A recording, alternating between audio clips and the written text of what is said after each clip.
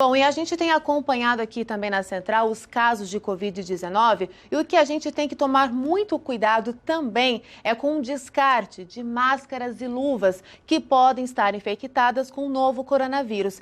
Quem fala sobre isso com a gente é o Guilherme Machado. Oi, Gui, boa tarde para você, corintiano. Um beijo aqui da palmeirense, tô feliz hoje, começando a semana com o pé direito e começar a semana bem informado, né, Gui? Questão do descarte de máscaras e luvas. Qual a orientação? Como jogar fora? Exatamente, Lu, vamos trazer essa orientação. Então, boa tarde para você, boa tarde, Eduardo, boa tarde para você que nos assiste na Central da Esperança. E eu estou no mesmo time que o Du, não quero falar de futebol hoje, tá bom? Mas vamos trazer então um pouco dessas orientações, né, Lu? A gente sabe que além dos cuidados básicos de proteção individual, a gente tem que fazer a nossa parte para evitar com que o outro se contamine caso a gente esteja com a doença. E é sobre isso que a gente vai falar com a Denise, que é coordenadora da Vigilância Epidemiológica aqui de Aparecida.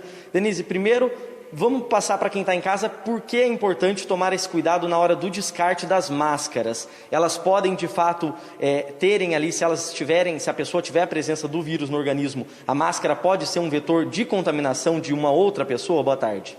Boa tarde. A máscara, na verdade, é uma proteção, né? Ela é uma proteção de quem está usando e também é uma proteção para você evitar, né, a disseminação desse vírus através de gotículas, né, no ambiente. E Denise, aqui na cidade especificamente, está acontecendo uma campanha muito bacana de conscientização para que as pessoas tomem esse cuidado na hora de descartar a máscara, né? Como é que é essa campanha? Como é que as pessoas precisam descartar esse objeto de proteção, como você disse, e como é que elas sinalizam para as equipes da coleta da cidade para saber que ali tem um lixo que pode ser perigoso? Então, no avanço da pandemia no nosso país, né, surgiram alguns estudos falando a respeito, né, da duração do vírus em ambiente, principalmente na presença de superfícies.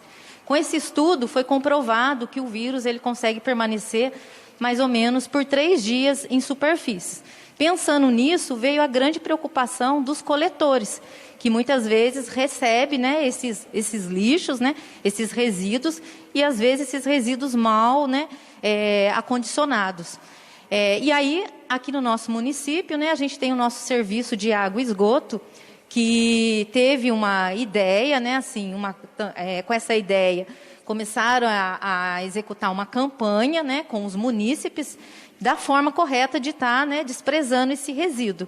E aí foi orientado, né, para que a população, quando tivesse, né, um paciente portador do vírus, né, fosse positivo para a Covid e tivesse em isolamento e seus familiares, que ao juntar todo o seu lixo, desprezasse ele num saco e depois colocasse em um outro saco.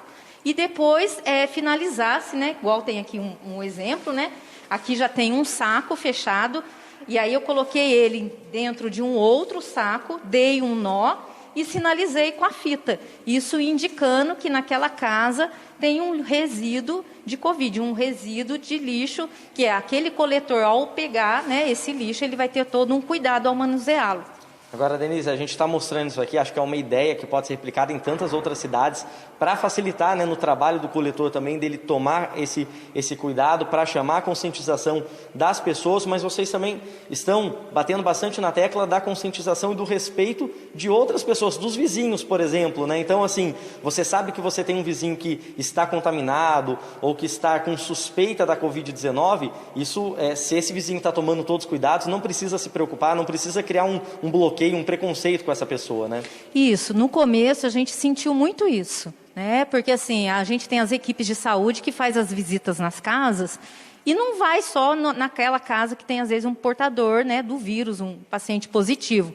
Às vezes vai para fazer um curativo, às vezes vai para verificar uma pressão e às vezes a população, os vizinhos do lado, só de ver uma equipe toda paramentada, já acha que ali era um paciente Covid e vinha toda essa questão do preconceito. Então, a gente tem que sempre pensar na saúde do outro, né? Então, assim, quando eu vejo uma família que está tendo esse cuidado, na verdade, ela não está só pensando na saúde dela, no cuidado dela, ela também está preocupada com o outro. A gente agradece a sua participação aqui na Central da Esperança. Denise, Luara e Eduardo, volto aí com vocês, trazendo essa orientação, esse exemplo, como a gente disse, de algo que está acontecendo aqui na cidade de Aparecida, mas que pode ser replicado em tantos outros lugares. E como a Denise disse, a gente tem que ver isso que está acontecendo, né? Quando a gente sabe que um vizinho, um conhecido está descartando o lixo ali com mais cuidado, porque ele pode estar contaminado, porque ele teve a doença, a gente não tem que ver isso como uma forma de preconceito, né? Como um preconceito, mas a gente tem que ver isso como um exemplo de uma pessoa que está tomando os cuidados com ela e também com o resto da comunidade, que outras pessoas sigam essa orientação, então, para seguir protegendo também os coletores, todos os profissionais que atuam aí nesses serviços essenciais para garantir que eles estejam seguros para continuarem fazendo o seu trabalho, né?